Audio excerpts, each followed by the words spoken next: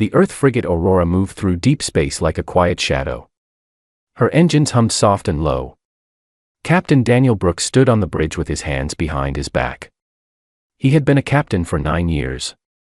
He had seen many strange things. But tonight felt like any other night. The stars outside the window were still. The crew worked at their posts. Some of them were tired. The patrol had been long. They were near the edge of concordant space, far from Earth, far from anything important. This part of the galaxy was quiet. Most ships never came out this far. Brooks took a slow breath. He liked these quiet nights. He liked the soft sound of the bridge. He liked the way his crew moved around him without needing orders. They were a good crew. He trusted them. Lieutenant Commander Karen Bishop stood at his side. She was his first officer. She had served with him for 6 years. She was sharp and calm. She did not waste words. Brooks often said that Karen Bishop was the reason the ship ran so well. Anything on the long-range scans?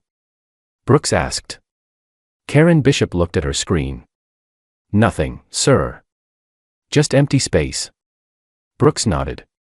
He was about to walk back to his chair when a soft beep came from the communications station. It was a small sound. Most people would not have heard it. But Ensign Lucy Bennett heard it. She was young, only 24, but she was the best communications officer Brooks had ever worked with. She spoke 7 concordant languages. She could read alien signals the way most people read a book. Lucy Bennett leaned forward and put her hand on her earpiece. Her face changed. Brooks saw it right away. She looked confused. Then she looked worried. "Captain," she said. Her voice was quiet. "I am picking up a signal." Brooks walked over to her station. "What kind of signal?" Lucy Bennett pressed a few keys. "It is faint. Very faint. And it is old. The pattern is old. I have not seen this kind of pattern in a long time." Karen Bishop joined them. "Is it concordant?" Lucy Bennett shook her head slowly. "No, sir. It is human. The encryption is human. It is colonial. Very old colonial." The bridge went quiet. Brooks felt something cold move down his back. There were no human ships out here. There were no human colonies out here. Earth had no business this far from home. "Play it," Brooks said. Lucy Bennett pressed a key. At first there was only static. Then, slow and soft, a voice came through the speakers. It was the voice of a child. A young child. Maybe a girl. The words were broken and faint, but they were clear enough. "Please come find us." That was all. Just those 4 words. Then static. Then silence. Then the same 4 words again. "Please come find us." No one on the bridge moved. No one spoke. The voice played again. And again. The child sounded tired. She sounded scared. She sounded like she had been saying these words for a long time. Brooks felt his hand close into a fist. He did not even notice it. He looked at Karen Bishop. Her face was pale. She looked back at him. They did not need words. They had been together too long. "Where is it coming from?" Brooks asked. Lucy Bennett worked quickly. Her fingers flew across the screen. "It is coming from a system on the edge of concordant space. The system is called Kailtara. It is a small system. 3 planets. It is under the control of the Kelry Research Authority." "The Kelry?" Karen Bishop asked. "What are they doing with a human signal?" Brooks did not answer. He walked back to his chair and sat down. He thought for a long moment. The voice played again from the speakers. "Please come find us." "Turn it off," Brooks said softly. Lucy Bennett did. The bridge was silent again, but the words still hung in the air. "Karen," Brooks said. "Check the records. Any human ships lost in this sector? Any human colonies? Anything at all?" Karen Bishop went to her console. She worked for a few minutes. Then she stopped. Her face grew still. "Captain," she said. "There is something." 11 years ago, a small colony transport went missing. The ship was called the Halcyon. It had about 60 people on board. Families. Children. They were heading to a new colony world. The records say they were lost to a stellar storm. They were declared dead. The case was closed. 11 years, Brooks said. And now a child's voice. "Yes, sir." Brooks stood up. He felt very tired all of a sudden, but he also felt very awake.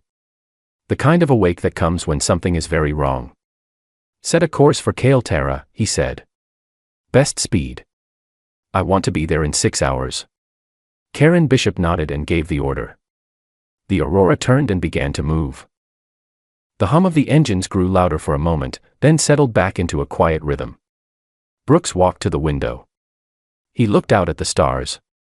He thought about a child somewhere out there, sending the same 4 words again and again, hoping someone would hear. 6 hours passed. The Aurora came out of jump near the 3rd planet of Kailtara. The planet was gray and brown, with thin clouds and small seas. It did not look like a place where people lived. It looked like a place where things were hidden. Almost as soon as they arrived, a message came in. The voice on the other end was calm and smooth. Too smooth. "Earth vessel Aurora," the voice said. "This is the Kelry Research Authority. You have entered a restricted scientific preserve. Please leave at once. Thank you for your cooperation." Brooks pressed the button on his chair. "Kelry Authority, this is Captain Daniel Brooks of the Earth frigate Aurora. We have received a distress signal from this system. The signal is human. We will not leave until we know where it came from." There was a long pause. Then the voice came back. It was a little less smooth this time. "Captain Brooks. There is no human distress signal in this system. You are mistaken. Please leave at once. This is your final warning." Brooks did not answer right away. He looked at Karen Bishop. She gave him a small nod. "Kelry Authority," Brooks said. "I have a recording of the signal. I can play it for you, if you would like. But I think you already know what it sounds like. We are holding position. We will not move until we have answers." The voice did not reply. The line went dead. The bridge was quiet again. Brooks sat down slowly. Karen Bishop came to stand beside him. She spoke in a low voice so the others could not hear. "Dan," she said. "Something is very wrong here." They answered too fast. They knew we were coming. And they did not even try to find out what we picked up. They just told us to leave. Brooks nodded. "I know. I felt it too. What do you want to do?" Brooks looked at the planet on the main screen. Gray and brown, quiet and still. He thought about the child's voice. He thought about the Halcyon and the 60 people who had been declared dead. He thought about families. "Prepare a boarding shuttle," he said. "We are going down there." Karen Bishop nodded once and turned to give the orders. Brooks stayed in his chair, watching the planet. He did not know what they would find. But he had a feeling, deep in his chest, that the galaxy was about to change. And down on that gray and brown world, in a quiet white room, a small girl named Mia sat with her hands in her lap. She did not know that the signal she had sent so long ago had finally been heard. She only knew that she had not given up. Not yet. The shuttle came down through the thin gray clouds of Kailtara. Captain Daniel Brooks sat near the front, his eyes on the small window. Beside him sat Dr. Henry Lawton, the chief medical officer of the Aurora. Lawton was an older man with white hair and kind eyes. He had served on starships for almost 40 years. He had seen many things, but today he felt nervous. He did not know why. Behind them sat Ensign Lucy Bennett, holding a small translator pad in her lap. With her were 4 security officers in light armor. They did not speak. They did not need to. They had their orders. The shuttle landed on a wide stone platform outside a tall white building. The building was clean and smooth, with no windows. It looked more like a box than a place where people worked. Brooks stepped out first. The air was cold. It smelled like dust and old metal. A tall Kelry stood waiting for them. He wore a long gray robe. His skin was pale and his eyes were dark. He stood very still. Brooks had read about the Kelry, but he had never met one face to face. The Kelry were known for being calm. They were known for being smart. They were known for thinking they were better than other species. "I am Magistrate Vethrin," the alien said. His voice was soft and even. "Welcome to the Kael'Terra Observation Center. I have been asked to show you our work. I hope this visit will end any confusion." Brooks did not smile. "Thank you for letting us come. We will not take much of your time." Vethrin gave a small nod. "Please. This way." He led them inside. The hallways were white and bright. The lights were soft. Everything was clean. Too clean. Brooks did not like it. It felt like a place that was trying very hard to look like nothing was wrong. As they walked, Vethrin spoke about the Kelry's research. He spoke about how they studied the minds of many young species. He used long words. He used careful words. He used words that did not say very much. Lucy Bennett walked just behind the captain. She listened to every word. Her translator pad was on, but she did not need it. She spoke Kelry well.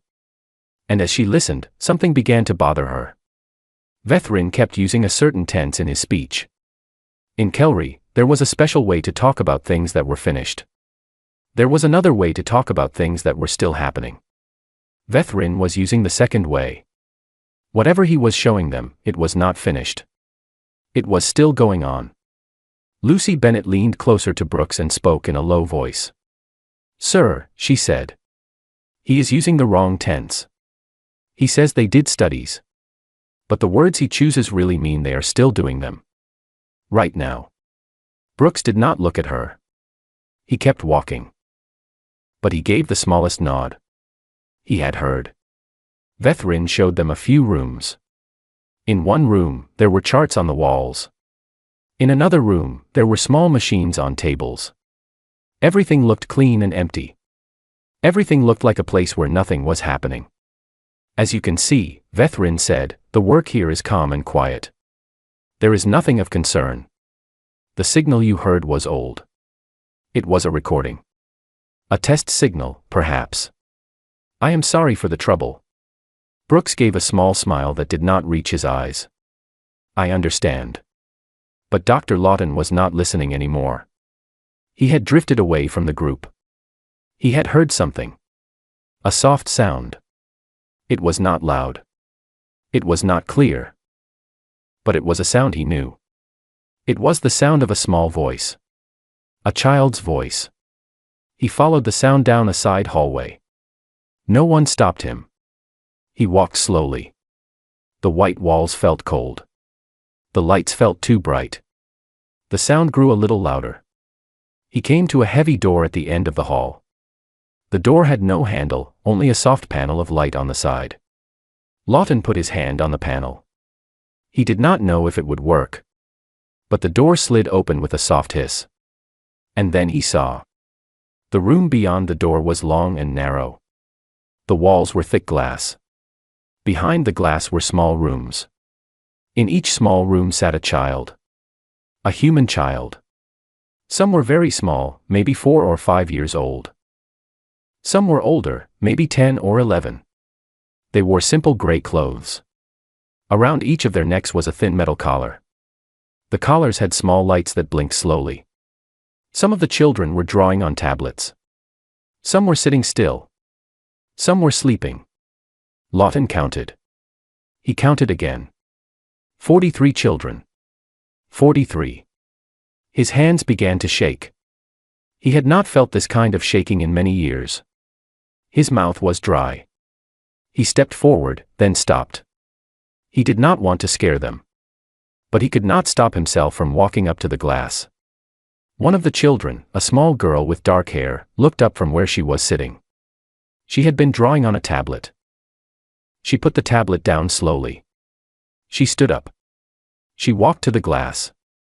She placed her hand against it. She was small. maybe 9 years old. Her eyes were calm. Too calm for a child her age. The eyes of someone who had been waiting a long time. She looked at Dr. Lawton. She did not speak out loud. But she mouthed the words slowly, so he could read her lips. "Are you here to take us home?" Lawton could not breathe. His chest felt tight. His old hands pressed against the glass on his side. He nodded. He nodded again. He could not say a word. He pulled himself away from the glass. He pressed his earpiece. His voice was shaking, but he made it as steady as he could. "Dan," he whispered. "Come. Now." Back in the main hall, Brooks heard the words. He had never heard Lawton sound like that. Not once in 20 years. Brooks felt the cold in his chest grow into something else. Something hot. He turned to Vethrin. His face was calm, but Karen Bishop, listening from the ship through his earpiece, knew that face. She had seen it once before, many years ago, when a pirate had hurt a young crew member of theirs. She did not envy the alien standing in front of him now. "Magistrate," Brooks said. His voice was even. "Where is my doctor?" Vethrin's eyes flicked sideways. "I am sure he simply wandered. The hallways can be confusing. Let me call for him." "No," Brooks said. "I will go find him. Lucy. With me. Security, hold here." Brooks did not wait. He walked down the side hallway. He walked fast. Vethrin followed close behind, talking, saying it was nothing, saying there was no need, saying everything was fine. Brooks did not listen. Brooks reached the open door. He stepped into the long room. He saw the glass. He saw the small rooms. He saw the children. For a long moment, Captain Daniel Brooks did not move. He did not speak. He just looked. He saw the gray clothes. He saw the thin collars with the blinking lights. He saw the small girl with her hand still on the glass. Vethrin stopped just behind him. He cleared his throat softly. He began to speak in his calm, careful voice. "Captain, please. There is a simple explanation for all of this. If you will only let me explain." Brooks slowly turned his head. He looked at the magistrate. His face had gone very still. Karen Bishop, listening on the bridge, gripped the arm of her chair. Brooks did not raise his voice. Not yet. But every Kelry in that building was about to learn what a human could be when his patience finally broke. Captain Daniel Brooks did not move for a long moment. He stood in the long room with the glass walls. He looked at the children behind the glass. He looked at the small girl with her hand still pressed against it. He looked at the thin collars around their necks. He looked at the blinking lights. Magistrate Vethrin stood behind him. The Kelry was tall and calm, but his hands were now folded tightly in front of him. He had seen many species in his long career. He had read many reports about humans. The reports said humans were emotional. The reports said humans were sometimes loud.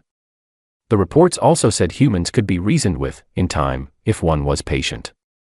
Vethrin had not read the reports that came from human war zones. "Captain," Vethrin said gently. His voice was smooth. "Please understand. What you are seeing is a long and careful program. It is for the good of science. It is for the good of many young species. The children are well. They are fed. They are healthy. We treat them with great care." Brooks did not answer. He walked closer to the glass. The small girl with the dark hair watched him. Her name, though he did not yet know it, was Mia. She did not move. She did not speak. She just watched. "How long?" Brooks said. His voice was low and quiet. "How long have they been here?" 11 of your years," Vethrin said. "Some of the younger ones were born here. Their parents were members of the original group. We have given them everything they need." "Their parents?" "Yes. Sadly, most of the adults did not adjust well to the new environment. Their minds were not suited for the studies. We did what we could for them, but in the end they passed away. The children, however, have been thriving. Brooks closed his eyes for 1 second. Just one. Then he opened them again. The Halcyon, he said. You took the Halcyon. Vethrin paused for a small moment. The ship had a malfunction. Our patrol came across it. We were able to save the people on board. The reports back to Earth were handled by another department. There would have been long talks. Many delays. We felt it was best to begin the work right away. You felt it was best. Yes. And the families on Earth, Brooks said. The grandparents. The aunts. The uncles. The cousins. The friends. The people who waited for word. For 11 years. Vethrin tilted his head a little. Telling distant relatives would have caused, well, inefficient emotional disruption. There was no benefit. We chose the path of less harm. Dr. Henry Lawton was standing near the glass. He had been silent. Now he made a small sound. It was a sound somewhere between a laugh and a cry. He put his hand over his mouth and turned away. Lucy Bennett had her translator pad in her hand, but she was no longer looking at it. She was looking at the magistrate. Her face was very pale. She was 24 years old. She had never wanted to hit someone before in her life. She wanted to hit him now. She did not. She stood very still. Brooks turned slowly.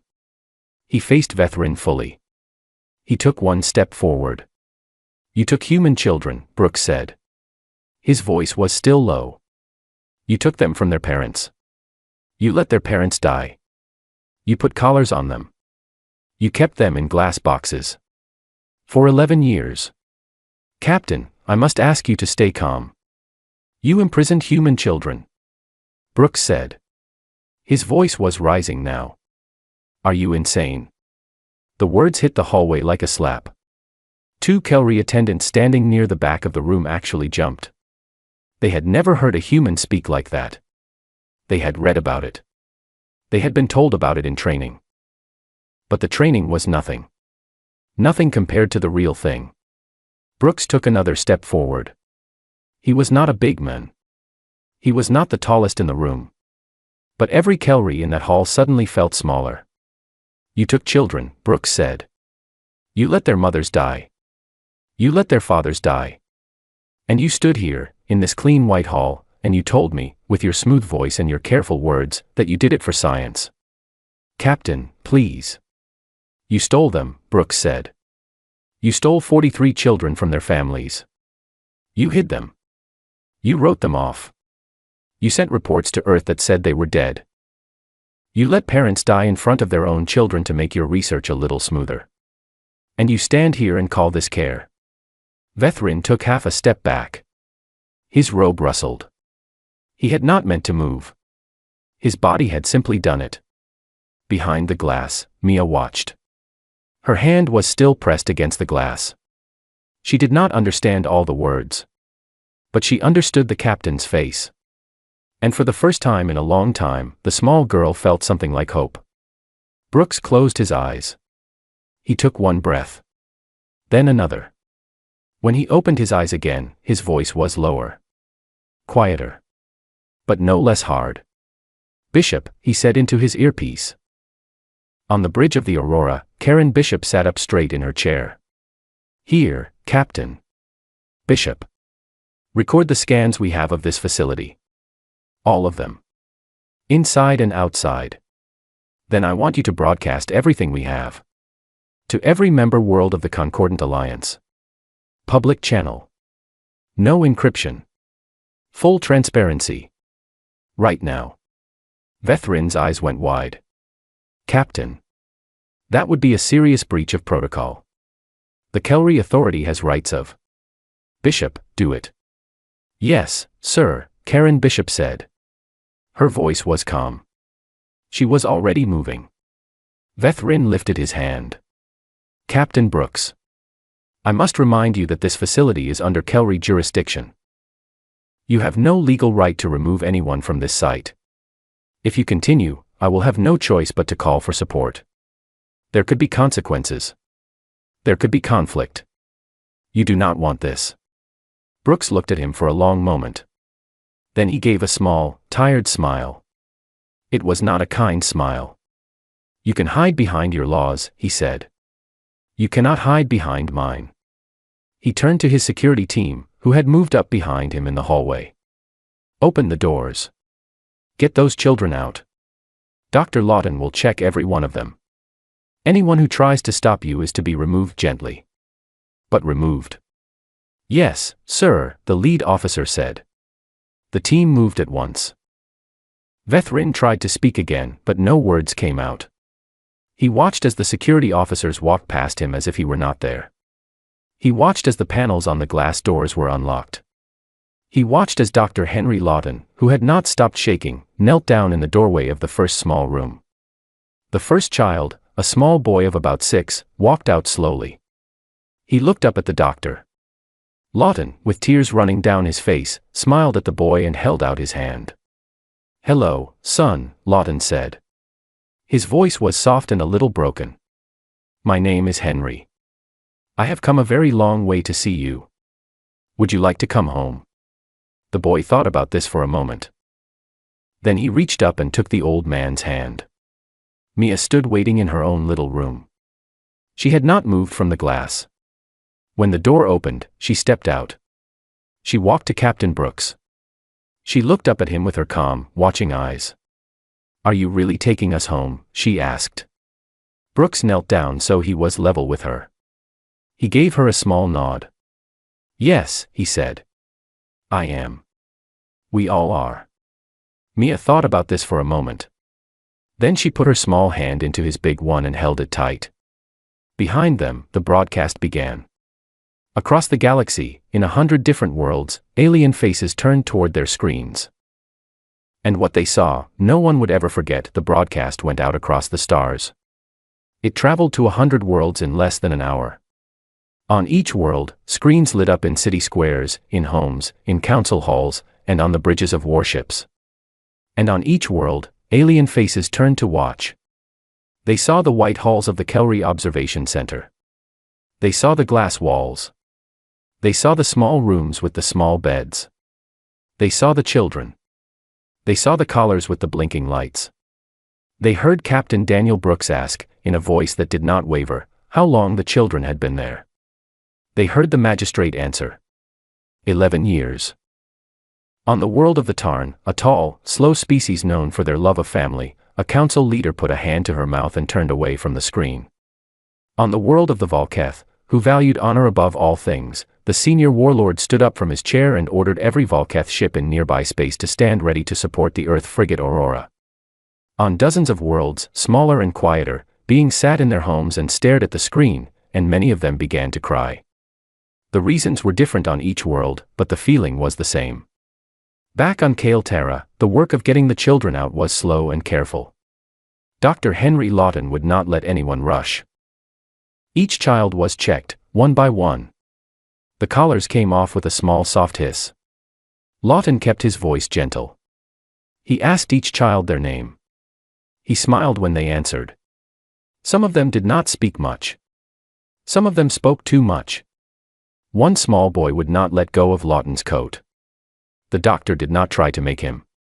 He just carried the boy as he worked. Mia stayed near Captain Brooks. She did not say much. She just watched. Her hand was small in his. Brooks did not let go of it. In space, the Aurora held her position above the planet. Karen Bishop sat in the captain's chair on the bridge. She had given the broadcast order. Now she watched the long-range scans. Sir, said the helm officer. 3 Kelry patrol vessels are inbound. They will be in firing range in 20 minutes. Karen Bishop nodded. Open a channel to them. All 3. Channel open. Karen Bishop sat up straight in her chair. Her voice, when she spoke, was very calm. It was the kind of calm that did not come from peace. It came from being absolutely sure.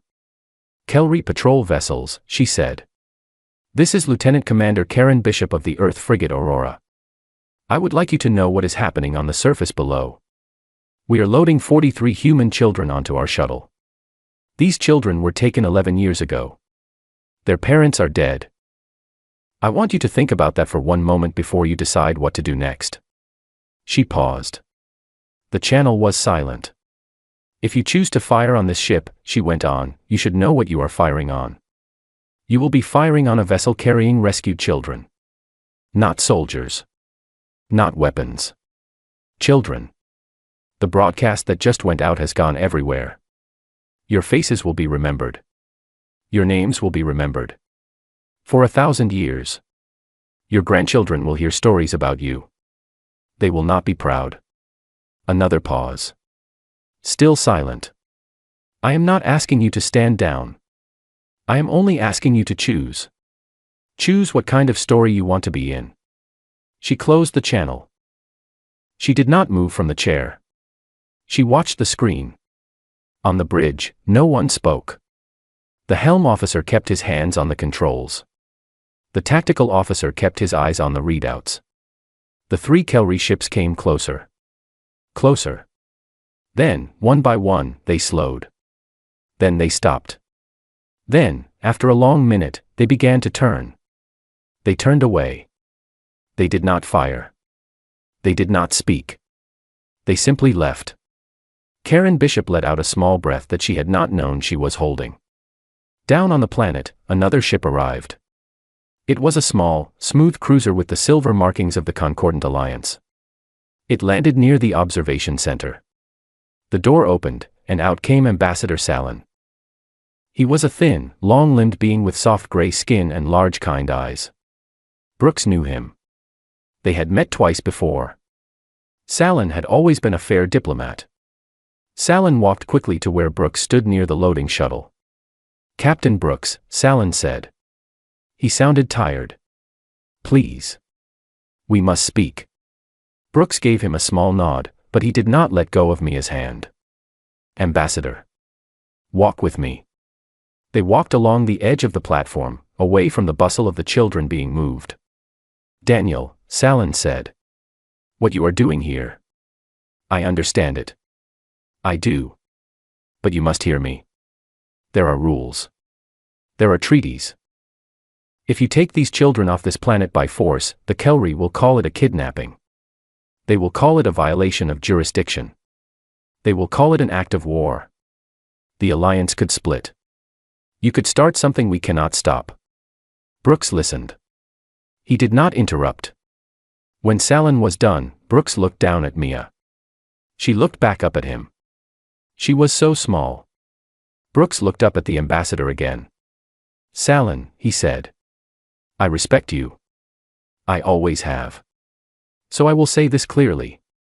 Any species that calls the rescue of stolen children an act of war has already lost any right to use the word peace. You can put that in your treaties. You can put it on your flags. You can chisel it into a wall. But I am taking these children home. Today. And if your alliance wants to split over that, then maybe it should. Sallin was quiet for a long moment. He looked at Mia. Mia looked back at him, with her calm, watching eyes. Sallin closed his own eyes. He let out a long breath. You are right, he said finally. Earth and the heavens forgive me, but you are right. Brooks gave him a small nod. Will you stand with us? Sallin opened his eyes. I cannot promise the alliance. But I can promise myself. I will speak. I will speak loudly. And I will speak true. That will be enough, Brooks said. Above them, the Aurora's second shuttle came down. The doors opened. 2 more medical officers came down the ramp. Dr. Lawton waved them over. Together, they began to load the children. Some of them walked. Some of them had to be carried. One little girl, no older than 5, refused to leave without her drawing tablet. Lucy Bennett knelt down and helped her gather all of her drawings. There were many. The little girl had been drawing for years. Inside the observation center, Magistrate Vethrin stood very still in the white hallway. He was alone now. His attendants had stepped away. He could hear the children leaving. He could hear the soft voices of the doctors.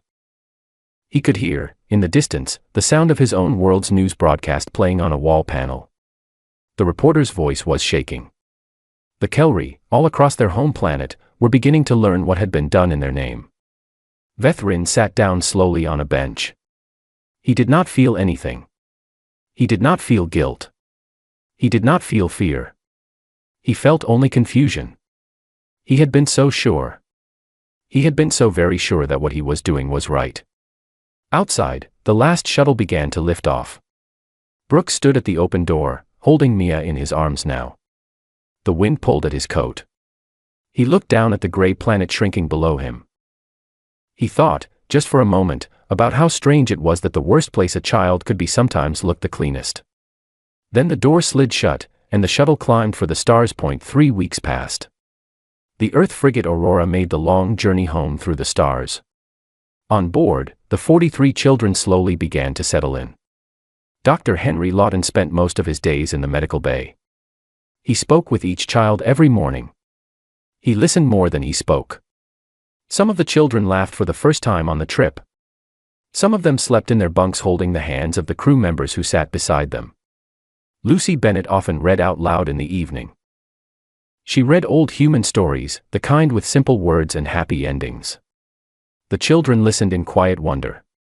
Mia stayed close to Captain Daniel Brooks. He did not push her to talk. He let her come to him. She drew pictures and brought them to the bridge. She showed him pictures of houses she did not remember, and oceans she had never seen, and a mother she had only known for the first 3 years of her life. Brooks pinned every drawing to the wall behind his chair. Soon there was no wall left. When the Aurora reached Earth, the docking bay was full of people. There were doctors. There were officials. But mostly, there were families. Grandparents who had given up hope. Aunts and uncles who had stopped speaking the names of the lost. Old friends who had grown up and grown older without their playmates. When the doors of the shuttle opened, there were no calm words. There were only voices. Voices crying out names. Voices that had not said those names in 11 years. The children walked off the ramp slowly. Some of them ran when they saw a face they almost remembered. Some of them stood very still and let themselves be held. Brooks watched from the back of the bay. He did not want to be in the front. This was not his moment. He stood with Karen Bishop. Neither of them spoke. Karen wiped her eyes once. Brooks did not pretend not to see, and she did not pretend not to be doing it. At the same time, far across the galaxy, the Concordant Alliance called an emergency meeting on the neutral station of Helix Prime. Every major species was present. The hall was wide and tall, with a great window that showed the stars. In the center of the hall was a single chair for the speaker. And on the day of the hearing, Captain Daniel Brooks was asked to sit in it. He came in his dress uniform. He carried no papers. He had no speech written. He sat down in the chair and looked out at the rows of alien faces. Some looked angry. Some looked sad. Some looked confused. A few looked away. When it was his turn, Brooks stood up. "I am not here to speak for all of humanity," he said. His voice carried through the hall without any need for shouting. "I am only here to tell you what I saw. I saw a small white building on a quiet world. I saw clean halls. I saw glass walls. Behind the glass, I saw 43 children. I saw collars on their necks. I saw eyes that had been waiting a long, long time. I saw a girl named Mia put her hand against the glass and ask if I had come to take her home." He paused. The hall was very quiet. "I am not a poet," Brooks said. "I do not have fancy words. So I will say it plain. Humans do many things badly. We argue. We make mistakes. We are not the wisest species in this room. We are not the strongest. We are not the oldest. But we remember our children. We remember them when they are small. We remember them when they are gone. We remember them when they are taken. And we come for them. Always. We will always come for them. If your laws make space for the taking of our children, then your laws will be broken. If your treaties make space for the silence around our children, then your treaties will be torn. Make better laws. Make better treaties. We will help you. But do not ask us to be quiet about this. We will never be quiet about this. He sat down. There was a long, deep silence in the hall. Then Ambassador Salin stood up. He had been sitting with the Concordant Central Delegation. He looked tired, but his back was straight. "I came to this hearing," Salin said, "ready to defend procedure. Ready to speak of jurisdiction. Ready to remind everyone of the rules. But I have watched the footage from Kale Terra every night for 3 weeks. I have not slept well. And I have come to a hard truth. I cannot tell myself any longer that procedure is the same thing as justice. They are not the same. I have served this alliance for 60 years. I have loved its rules. But the rules failed those children. The rules made space for what was done to them. And so I rise to say what I should have said the moment the broadcast began. The Kelry Research Authority must be ended. Today. Without delay. And every soul who knew what was happening, and stayed quiet, must answer for it." The hall erupted. Some delegates rose to support him. Some called for calm. The Kelry delegation tried to speak, but the chairman of the assembly raised his hand and the room fell quiet. "There will be a vote," the chairman said. The vote was not close. The Kelry Research Authority lost its charter that day. Magistrate Vethrin was taken into custody pending a full inquiry.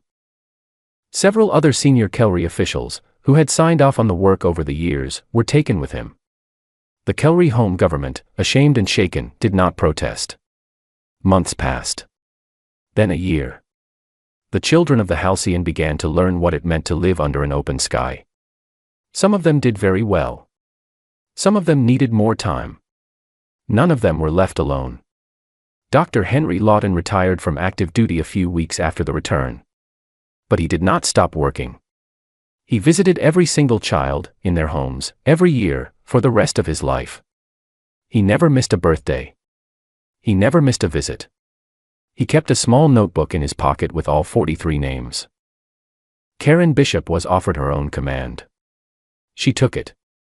Before she left, she met Captain Brooks one last time on the observation deck of Helix Prime. They stood at the wide window. They looked out at the stars. "You did the right thing, Dan," she said quietly. "We did the right thing," Brooks said. She smiled. "Try to take care of yourself. You too." They did not say goodbye. They had never been the kind of friends who needed to. Years went by. The story of the Aurora became something that was told from world to world. The story changed a little in each telling, the way stories do. But the heart of it always stayed the same. A captain who would not look away. A doctor who held a small boy's hand. A first officer who held the line above a quiet gray planet. A young ensign who heard a child's voice in the dark. A small girl named Mia who never gave up. A new phrase entered the diplomatic shorthand of the Concordant Alliance. It was used as a quiet warning when a species began to consider a path that crossed certain lines. Translated back from a dozen alien tongues into the original human, it was simply this: remember the Aurora. And on the bridge of a small science ship many years later, the captain of that ship would sometimes look at a faded drawing pinned beside her chair. It was a drawing of a house and a sky. The captain had drawn it herself when she was 9 years old. Her name was Mia. She had grown up. She had become a captain. She had her own crew now, who trusted her. And every night, before her shift ended, she made sure to listen, just for a moment, to the long-range scans. She was always listening. In case, somewhere out there, another child was sending words into the dark. "Please come find us." She was listening. And she always would be.